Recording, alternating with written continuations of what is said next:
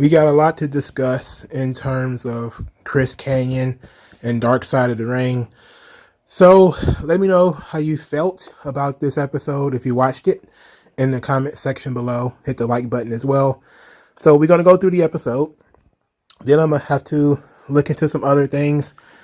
But there was a lot of ground covered, but there was actually some things that I came across doing independent research that were not mentioned, of course, in this episode.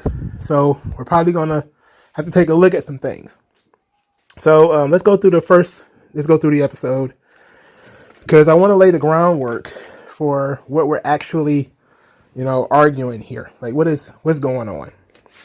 So the episode, Dark Side of the Ring, the double life of Chris Kanyon. We got a cast. The cast consists of the Young Bucks, Luke Hawx, James Vandenberg, aka the Sinister Minister, James Mitchell, DDP, Raphael Murphy, Chris Jericho, and Brian Cage. I am surprised Raven is not in this. So the Young Bucks are here because I didn't know that they were friends of Chris Kanyon. So the Young Bucks, and Brian Cage is his unofficial student. James Vandenberg was his manager in WCW. And he's just his friend in general. DDP, of course, another friend. And so was Raphael Murphy. And Chris Jericho just kind of knew him in WCW. Worked with him in WWF too. So there were some guys who, everybody here knows him. All right, pretty fair. So he kind of skipped his upbringing.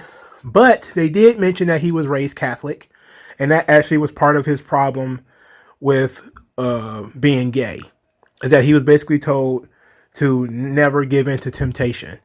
Later in his life, this was not mentioned, but he once he was officially out, he had a real problem with Pat Robinson. Not Pat Robinson, Pat Robertson. The Christian right minister. I think he used to do a TV show or something like that. And of course he was kind of anti-gay, but you could probably find clips. Definitely in Howard Stern, he basically was playing a libertarian role when it comes to Pat Robertson. Like, hey, gays don't hurt anybody. You should mind your own business. F Pat Robertson, that kind of thing. So this made sense to me after, because I had already done the research before the episode happened. So that kind of made sense that he was raised Catholic. And he would have such vehement dislike for Catholics. Well, judgmental Catholics, let's put it like that. So, we go from that to wrestling, and he was trained by the Fabulous Moolah. James Mitchell was instrumental in getting him trained there. Then he went to WCW when he went to Men at Work, which was a tag team that he was involved with. They were like construction workers. I don't remember this at all. I watched WCW. I just didn't watch a lot of it as a kid. So for me, this is brand new. But I do remember Mortis. Now Jericho says something in here that was kind of weird, and there was a lot of stuff that was in here that was weird. But he says, "Oh, WCW thought he could be a star. He just had a problem with cutting promos because of his lisp." So then James Vandenberg, the Sinister Minister, who is very important in this documentary because he is Mortis's best friend. He's shared a hotel's room with him. He shared a life with him, essentially. He was kind of like an unofficial boyfriend, to be quite honest. And he talked about how he first found out that Kanyon was gay. And that Kanyon was, moving some stuff out of a U-Haul truck. And a stack of gay porn fell out. And Kanyon asked him, hey, I need you to cover this by pretending that the gay porn is yours or that it was a rib or something like that. And that's kind of how he found out that Kanyon was gay. Apparently, Raven also knew that he was gay, which is why I say I'm surprised Raven is not in this episode. Because I've seen Raven talk a lot about Kanyon. He was also very good friends with Kanyon. And I think Conan was too, Disco. But I'm pretty sure they weren't as close as James Mitchell was. They certainly seem to be closer to him than, some other people in this episode. In any event, that's how James Mitchell found out he was gay. Then they started talking about Mortis and Glacier. And DDP says, "Oh, Morris is the coolest mask gimmick ever." I know he's your friend, but come on. Anyway, James Mitchell throughout the episode, and I think this was very important because this is not something I even came across in redoing individual research. I didn't know that Kanyon has such a violent temper, and just about every other scene with James Mitchell was him and Kanyon getting into it. Like in one scene, he talked about Kanyon choking him, like his thumbs and his Adam's apple, and he was just kind of strangling him. And they were just arguing about something small, something petty. Like he talks about in this documentary that Kanyon spazzed out because the car wouldn't start. And so Kanyon beat up the car, just kind of smashed the windows and kicked the rear view mirror and everything off. And he just had like this incredible rage. And of course, that's part of the bipolar disorder, which, he probably didn't know he had it at the time, which is kind of how, mental illness usually works, is you really don't know what you have until you hit rock bottom. And then, somebody is there to help you figure out what's going on. So he spazzes out on James Mitchell several times throughout their knowing of each other. And James Mitchell tells these stories. And, he even said one time he had to pull a gun on him because Kanyon was routinely violent and was routinely trying to attack him. And I had never heard anybody say that about him before. I read a lot of stuff. I did. I listened to a lot of interviews. But I never heard anybody say Kanyon was violent. But Mitchell would know him better than anybody, really. So that was a very interesting thing in this thing. So then they talked a little bit about homophobia in wrestling, specifically, of course, in the WWF. About if you were the gay guy in the wrestling business, you were always wearing a thong, or you'd always be the bad guy. You always get beat up. Now, you'd always be the bad guy. That's pretty true. Okay, that's pretty true. If you're gay, you're probably a heel. That part is true. But the idea about, guys being in thongs, or, if you were gay, they were going to embarrass you in some way. See, here's the thing. The problem with that is, and they showed all these clips of the Billy and Chuck thing, where Billy and Chuck get their tights ripped off of them and they're wearing Speedos. Of course, they showed Goldust when he was wearing lingerie and he gets stripped naked. They showed Adrian Adonis kissing guys, Adrian Street kissing guys.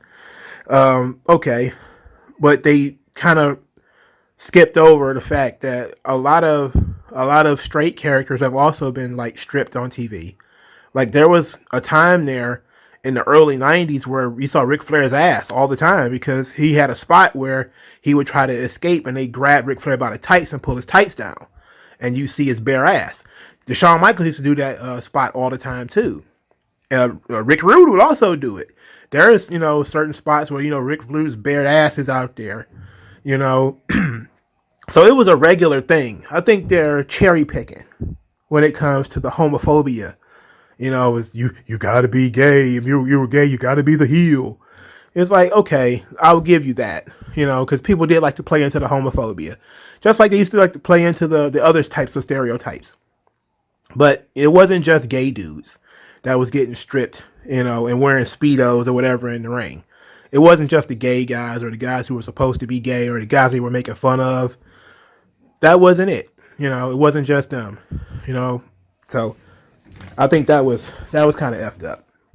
So Mitchell says that he was trolling the internet for boyfriends and that he was keeping names in a box because he was really paranoid about meeting guys. And from individual research, I was able to find out that Kanyon was very paranoid because he said he was on TV. He wrestles on TV. Millions of people see him. He didn't want anybody to recognize him and be able to out him. So he would always. So sometimes he would even catfish guys. He would, use other people's pictures or, something like that. If he wanted to meet people, he would use somebody else's name, somebody else's phone number. He also went to great lengths to prove he was straight, which is another thing James Mitchell would tell later that he had James Mitchell record a straight porno that was supposed to be him having sex with a girl, and he was going to show the locker room. But there was also stories of Kanyon picking up girls and actually asking his friends, like, could you bring a girl to the hotel, extra girl to the hotel or whatever, so that he could have sex with her to prove to everybody that he's not gay.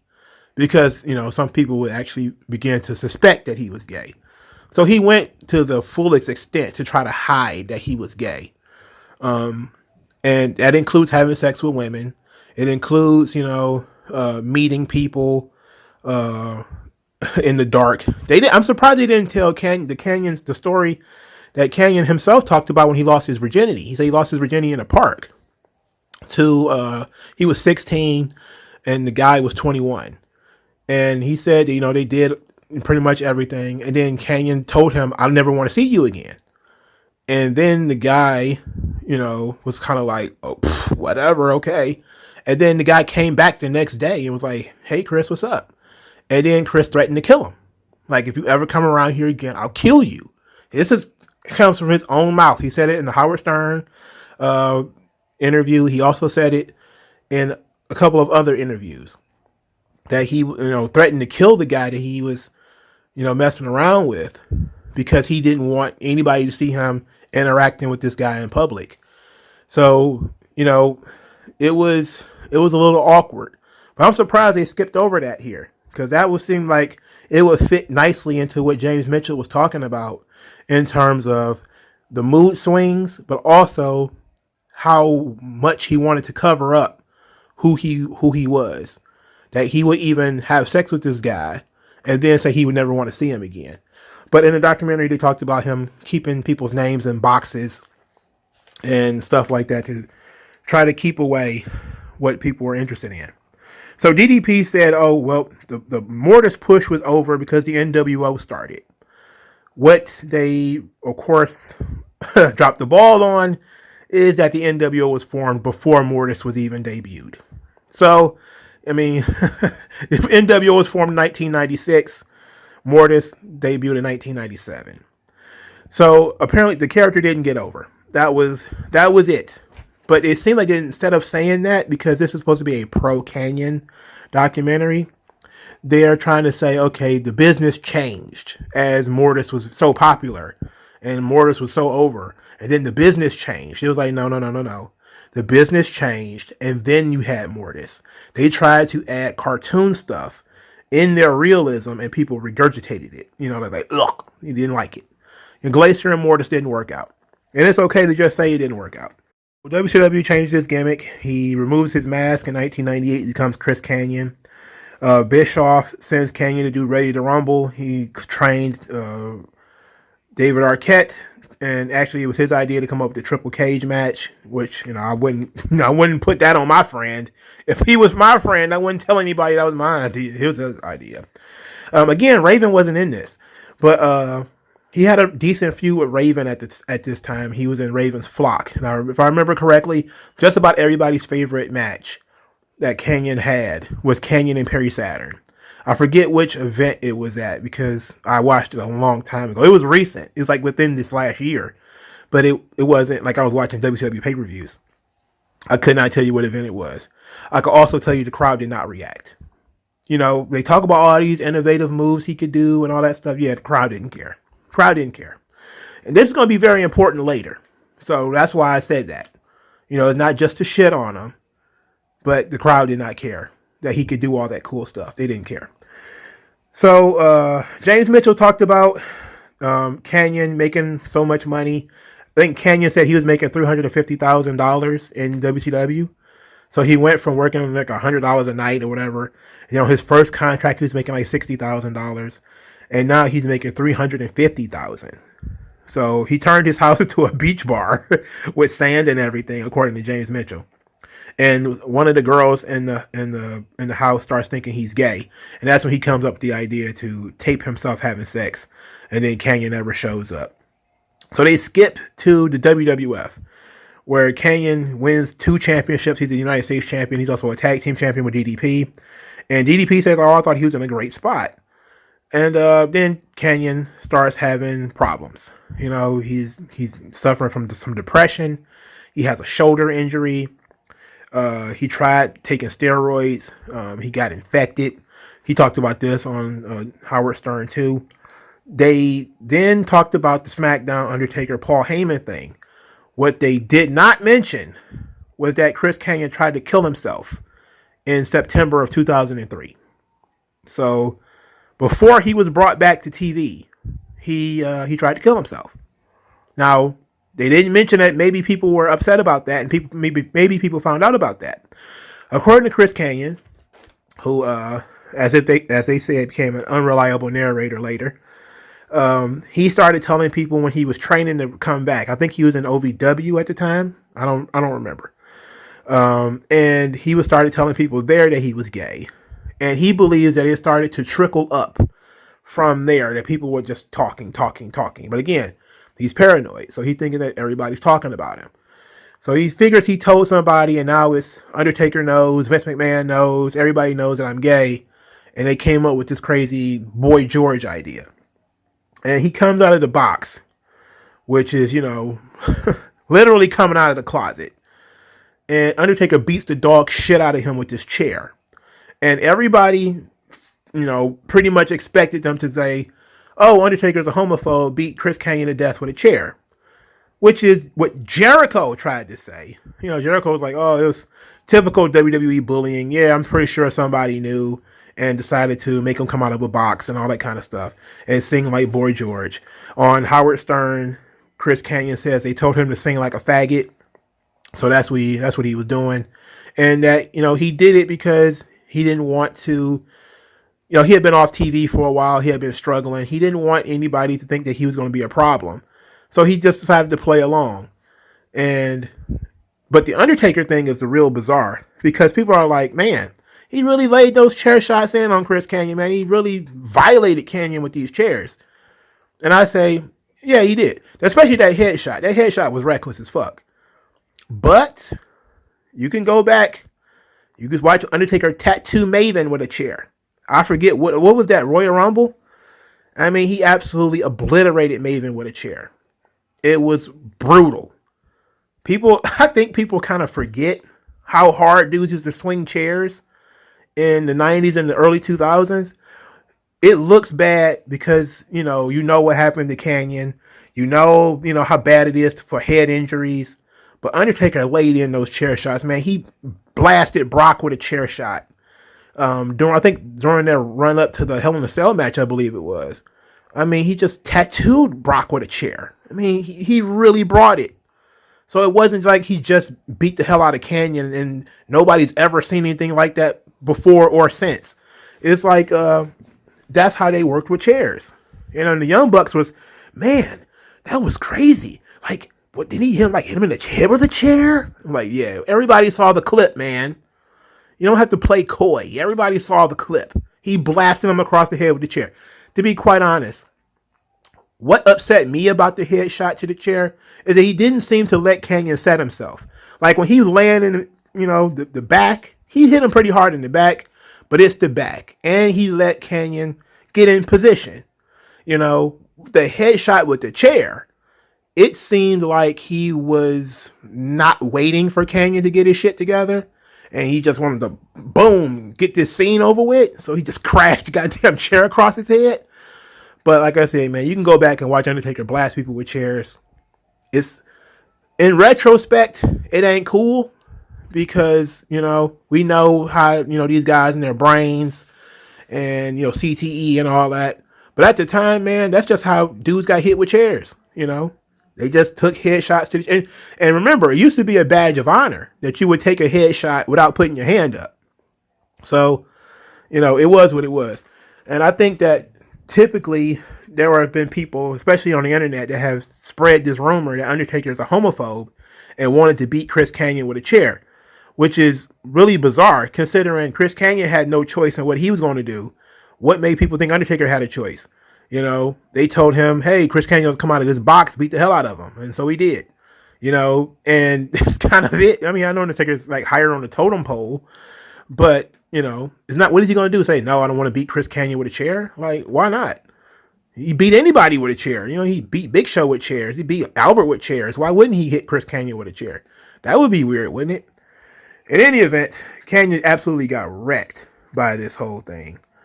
And so Raphael Murphy, says he doesn't believe that anybody in WWE went through all the trouble to just humiliate Chris Kanyon after they spent all that money. Him actually training people. I think that's what he was doing in OVW. He was training guys. And they have been paying him to get his stuff together. And they don't believe that he's just going to pay somebody just to humiliate them, which sometimes WWE does do. But was it Kanyon? Would they do that to Kanyon? I don't know. Very hard to tell. Very, very, very hard to tell. So James Vandenberg, he says that he was told by Chris Kanyon that if he did get fired, he was going to pull they fired me because I was gay. And that seems to be exactly what happened. And that's crazy that he would tell that and he would say that, because that's the perfect out. That's kind of like everybody who went into this documentary waiting for them to bury WWE because Vince McMahon's a homophobe despite Pat Patterson. And some people think Pat Patterson was in the closet until 2014. It's like, just because you don't wear a placard or, wear a name tag to say, hi, my name is Pat, I'm gay, doesn't mean that you were in the closet. It's just that people in public didn't know. If all your friends know, and they're the only people who need to know, then you're not really in the closet. It was never a situation. Pat Patterson was an old man when all of us were kids. He was an old man. Like, why would we need to know Pat Patterson is gay? So it doesn't make any sense. So, that kind of deflates the whole Vince is a homophobe thing. So they kind of just started saying, okay, well, it's bullying, which it could have been. It could have been that. But James Mitchell telling them that, hey, if he fired me, I'm going to say he fired me because I was gay. And there was a lot of confusion around that because, matter of fact, we'll just save it until we get there. So in 2005, the Young Bucks meet Kanyon. He says that he's their hero. And, he's really an innovator of the indie style. This is kind of where we get Luke Hawx saying that, who has Mortis tattooed on his arm, which is really cool. And Luke Hawx, he says, Chris Kanyon offered him, they say, you come live with me during Hurricane Katrina when he lost everything. But then he talked about Chris Kanyon having an absolute meltdown. And, trying to get into the Church of Scientology because there was aliens in there. And they had to tie him up and lock him in a room until he chilled out. Then they had him sent to a mental hospital where he ended up getting some help. Then this is when he decided to come out. He came out as gay publicly after his trip to the mental hospital, apparently. That's where they got him some help. So, of course, the Young Bucks and Brian Cage were like, he told us he was gay, and he was like, I was like, you know what? That's cool, man. Whatever. That's completely fine. And so James Mitchell says, okay, now that Chris Kanyon's public, he wants, he's out to his friends. He wants to be a role model for, gay wrestlers. And he comes out at an indie show with DDP in 2006. Now, here's the interesting thing about that. There was, I don't know if you guys remember Dead Wrestler of the Week. The Masked Man, a.k.a. David Shoemaker. He used to write an article called Dead Wrestler of the Week for Deadspin. He wrote for Chris Kanyon in 2010. And he specifically mentioned that Chris Kanyon was playing a gay character. And that it was hard for people to tell the difference between whether Chris Kanyon had came up with this gay character or if Chris Kanyon was really gay. And in 2010, when he was dead, people were still kind of on the fence. They didn't know if he was really gay or not. So the way the article is written like this is a gimmick. Like he decided to work a gay gimmick, right? So because once Chris Kanyon came out in public, he did back off of this. When he came out at the indie show, he backed off of it, started saying, no, it's just my character is gay. So then they tell this story about Orlando Jordan is supposed to be openly gay on WWE TV. It's apparently out on the sheets that Orlando Jordan is gay and they want to do a gay gimmick. For the record, Orlando Jordan is bisexual. I don't think they ever used it in WWE. I was watching Orlando Jordan at the time. I don't remember them ever mentioning his sexuality. So Chris Kanyon then sends a letter to Stephanie McMahon. They didn't go through it. I will. So hold on for that. He writes to Stephanie McMahon saying that he wants to be the guy to do the gay gimmick in WWE. He's basically pitching himself to be the gay guy. And Stephanie gives him some BS, some legal BS. We got to go through legal, yada, yada, yada. And he never hears from her again. And then he goes on the tirade that they fired me because I'm gay. And that's what it seems like. Now, in this situation, because I didn't find that letter until, after the show had already aired, it's hard to tell where that lands on the scale. For instance, did he send the letter? Apparently he sent the letter after hearing about Orlando Jordan. Orlando Jordan was on the roster in 2004. He wasn't really doing much of anything. I think he won the U.S. title in 05 or 06 or something like that. But this was around the time Kanyon starts the whole him coming out as gay, him going on Howard Stern, which is an absolute train wreck, and him going into the media saying that they fired him because he was gay. So Rafael Maffei starts talking about Kanyon doing all these crazy stunts trying to get back into WWE. So, Maffei is the promoter he was the promoter for Madison Square Garden. So he sees Kanyon jump in the ring after WrestleMania 20. And, his behavior was very awkward. And the WWE offered him an invite to the WrestleMania after party. And he's awkward there as well. Then, he hits a low point because he can't get his job back. So he calls Matt Jackson, who apparently is like 19 at the time, and tells him that he's going to kill himself.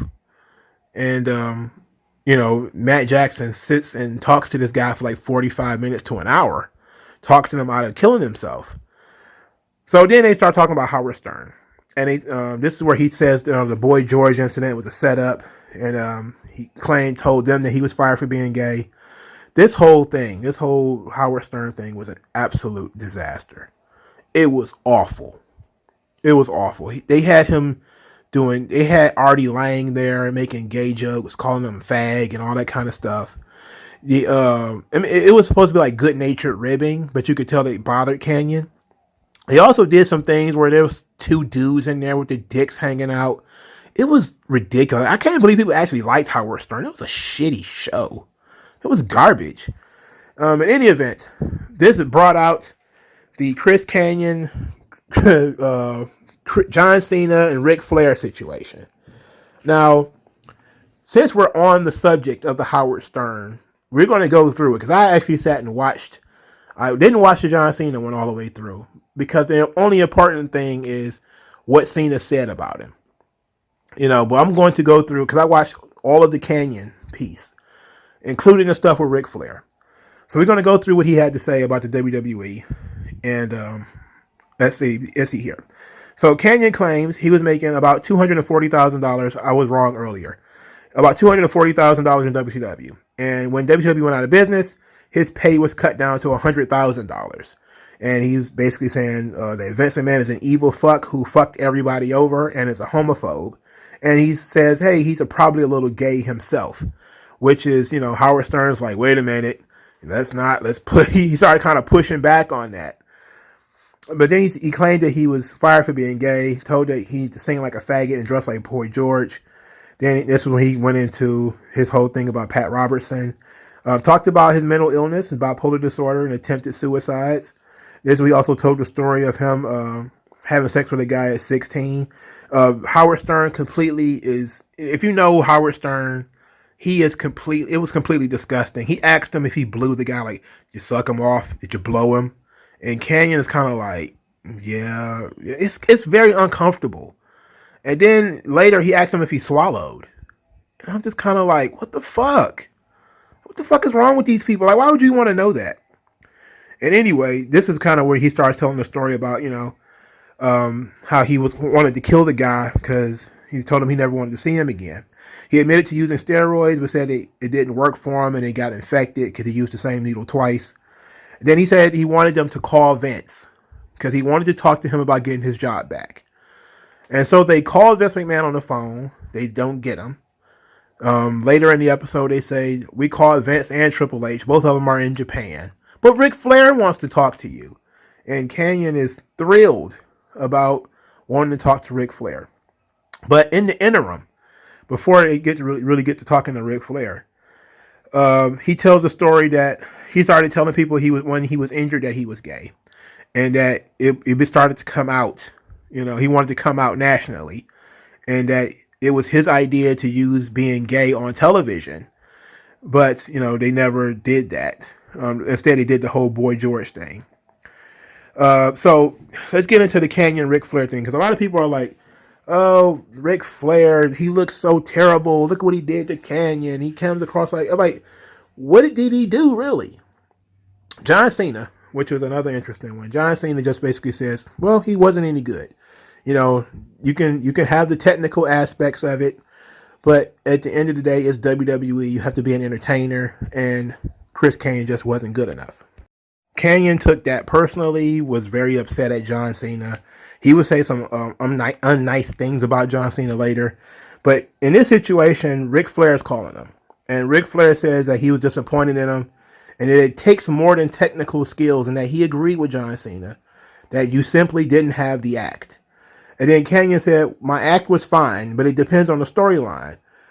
He claims that Arn Anderson knew that he was gay, and that him being gay wasn't a very well kept secret, and that he wasn't over because he was getting beat every week. Flair said he was blaming his choices, and then Kanyon said being gay is not a choice, which is usually the thing that a lot of people are hanging their hats on is Ric Flair said being gay was a choice. And it's like, no, that's not a choice, Rick. It's not a choice. And it's like, man, look, Ric Flair was, 55, 56 at this point. Come on, man. Nobody was really, and some people still today are, being gay is a choice. We're not going to get into that. But ultimately, that was the bone of contention. So Ric Flair said that he had all the ability and he had an opportunity and it had nothing to do with his personal life. And claimed that Kanyon was given opportunities and that, he never really ran with it as a featured player. Kanyon then responded in pretty good fashion, actually. He says, how did I survive 9 years in this business, 6 years in WCW, if I didn't have the act? Flair said, you have the ability. And, but you need more than that. And then Kanyon said, well, we can't take what you say seriously. You still work for WWE. Just like John Cena. You need to take what you say with a grain of salt. And Flair is asked, why was Kanyon fired? And Flair just said he didn't know. And then Kanyon said, it's because I was gay, right? And then Flair was like, absolutely not. And he says, well, you don't know, but it wasn't because I was gay. And then Flair says, there are successful people that are gay right now. The company. And then Kanyon asked, are they out nationally? Are they out in public? And Flair said he didn't know. Kanyon then claimed he was never given an opportunity. And he says, what opportunities have I dropped the ball with? Flair said he didn't know, but, this one he started getting frustrated. Flair started getting frustrated because he's answering questions from a bunch of different people. Howard Stern is asking questions.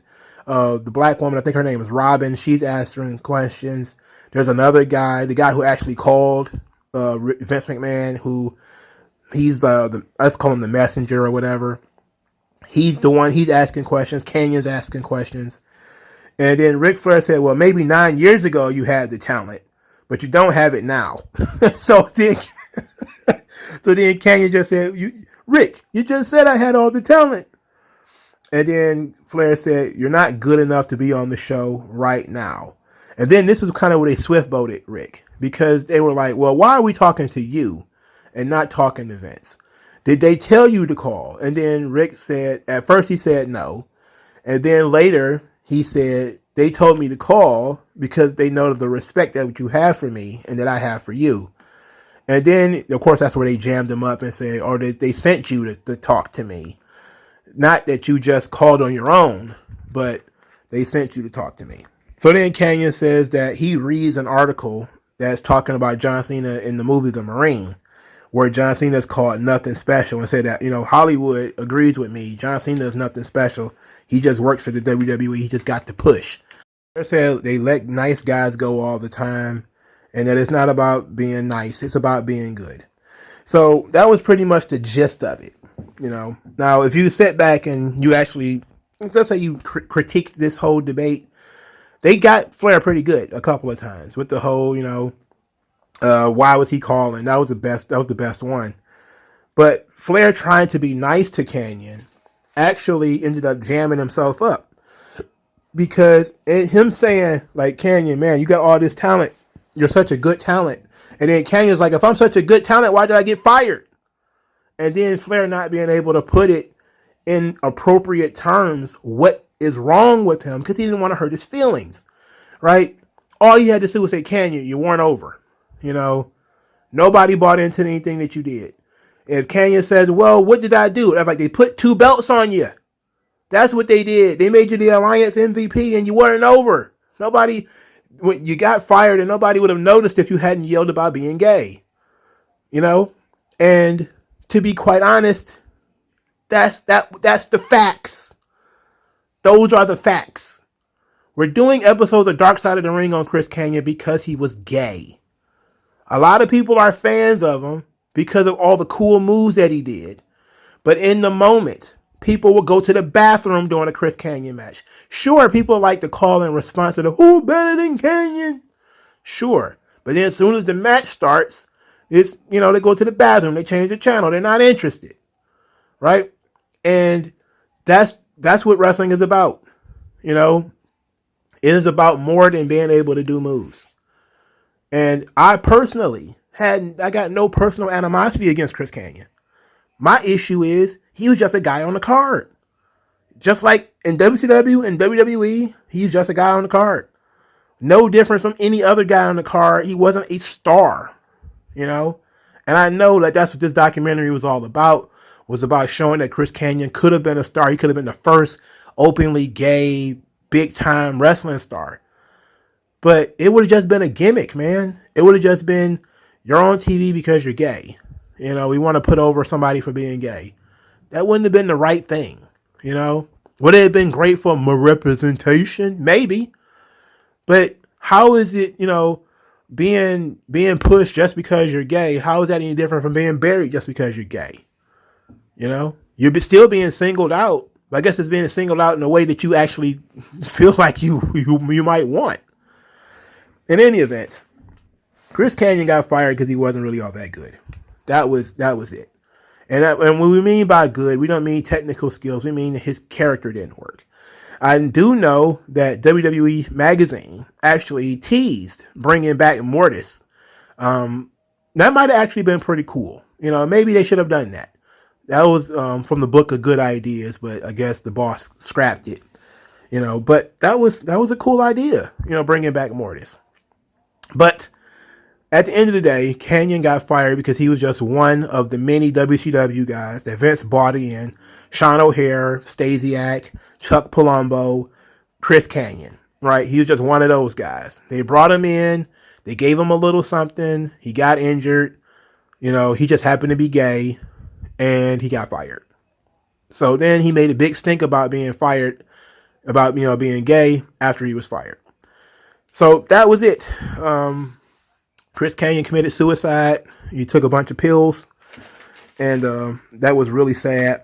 His mental health. Like, I think that the Chris Kanyon story isn't necessarily a story about being gay in the wrestling business, even though, there's a lot to be said about that. But it's one of those many stories of people with mental health problems in the wrestling business. The bipolar disorder with the manic mood swings, the violent temper, everything was just, it was a perfect storm. And you could tell that the guy was torn up.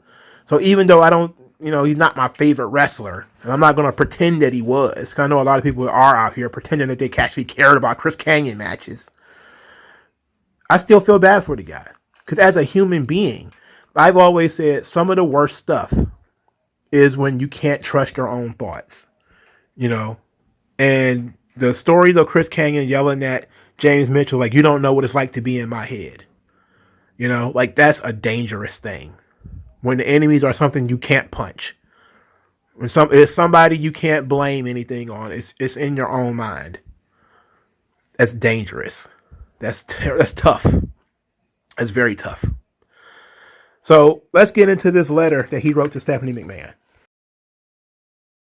All right, y'all gonna have to cut your boy some slack. My vision is very bad. The print is very small. Okay, so it goes, Dear Stephanie, I will try to make this as short as possible, and I am sorry to bother you. 4+ years ago, when I was wrestling for your company, I came up with an idea. You see, I am gay, but at the time, I was heavily closeted. My idea was to be the first openly gay active pro athlete in the 5 major U.S. sports of pro baseball, basketball, wrestling, football, and hockey. By lumping wrestling in with the other 4, I thought there was great potential for mainstream publicity. First step was to come out to family and friends, but at the age of 31, that was harder than I thought. After telling just 2 people, I stopped, and I shelved the idea, always planning to go back into it. Well, soon after, I suffered my 2 injuries. First, my knee, then my shoulder, then depression set in. Then I got fired. Depression got much worse. I finally sought help. Through therapy, I came to terms with my sexuality and began coming out to family and friends, and really began preparing to meet with your father to give him my ideas and thoughts. I began saving newspaper articles and magazine articles. I began studying sexuality and how it relates to religion and psychology and sociology to prepare for any potential mainstream appearances from Howard Stern, Larry King, Good Morning America, The O'Reilly Factor, The Daily Show, Leno to Letterman. I believed and still do, especially with the recent stunning success of Brokeback Mountain, the quote gay cowboy movie, that there is still great mainstream potential. And I wrote ideas for storylines, ideas of how to introduce this aspect of Chris Kanyon character, how to use the aspect of the character to build and advance feuds and storylines, ideas for interviews and vignettes. Then I started taking independent bookings to make sure I would be in shape for when I tried to get the meeting with Vince. I set a time frame of March 1, number 1, to coincide with the Academy Awards in case Brokeback Mountain does well and gets positive mainstream press, and 2, to coincide with WrestleMania, in case the company wanted to introduce new ideas right after the upsurge in interest that always follows WrestleManias. Then yesterday, I read online that Orlando Jordan was going to start a bisexual gimmick. I confirmed this with some current WWE employees. I was completely devastated. My main and at times only motivation for getting out of bed, for training, and for pushing on, this idea to be first, to be a true role model, to help young, struggling, confused kids. This idea that I felt and believed to be my destiny, well, I saw it possibly slipping away. So I decided to send this email. I don't want to steal anyone's idea or gimmick or glory, but please believe me, I had this idea 4 years ago and spoke of it with your current contracted wrestlers months and months ago. Personally, I still feel doing bisexual as opposed to gay is very much diluting the potential. I am also very confident that I am the perfect person to do this, that I can definitely pull off the in-ring work as well as the publicity and mainstream aspects that I feel would help make this a main event character. We only get one chance to be the first at something.